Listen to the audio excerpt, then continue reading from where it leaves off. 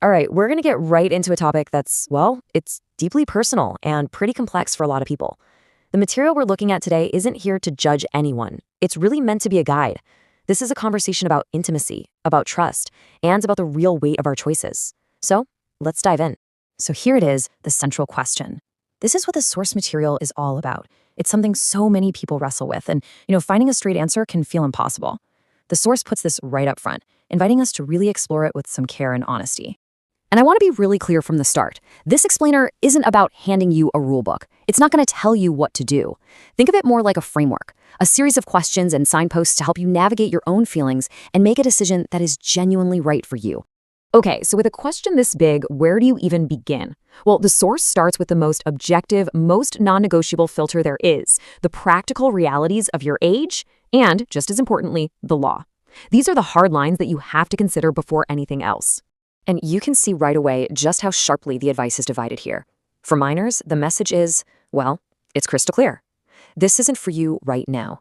The focus should be on your studies, on your growth, on building a future.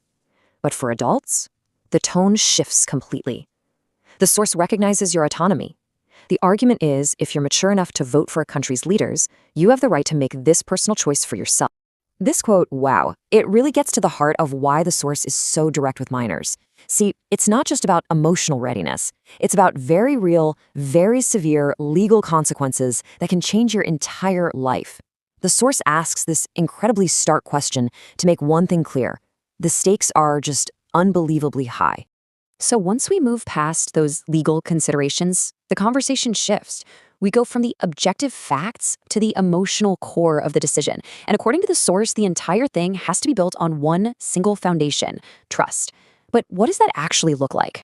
This is kind of the first checkpoint, right? It's about your gut feeling, that deep emotional connection. The source is prompting you to really ask yourself, do I feel a complete sense of safety and security with this person? Enough to share the most vulnerable part of myself. And this is where it gets tougher. The source pushes us to go a level deeper. See, it's not just enough to feel trust. You have to step back and actually evaluate the other person. Is their character solid? Do their actions, time and time again, show that they are reliable, respectful, and that they truly have your best interests at heart?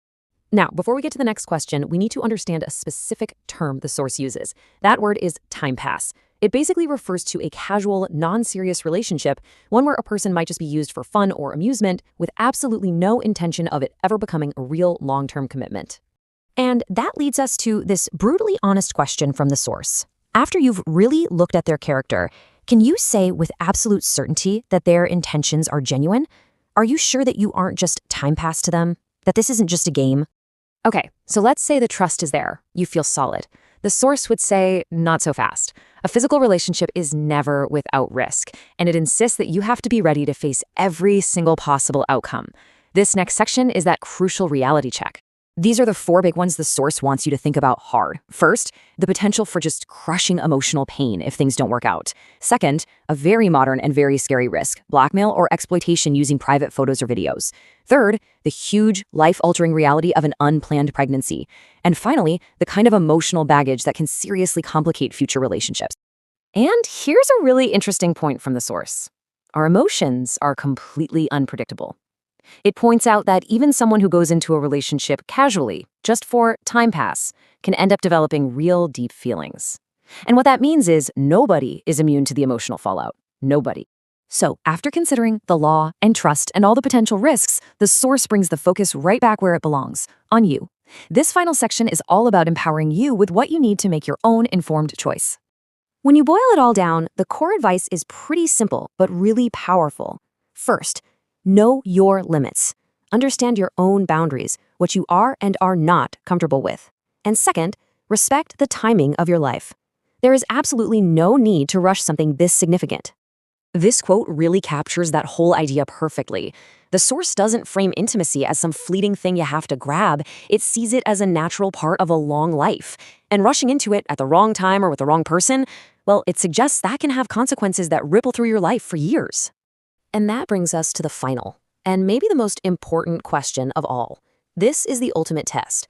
Can you look at every single possible outcome, the good, the bad, the beautiful, and the life-changing, and honestly say, I am prepared to live with whatever happens? The source doesn't answer that for you. That's an answer that can only come from you.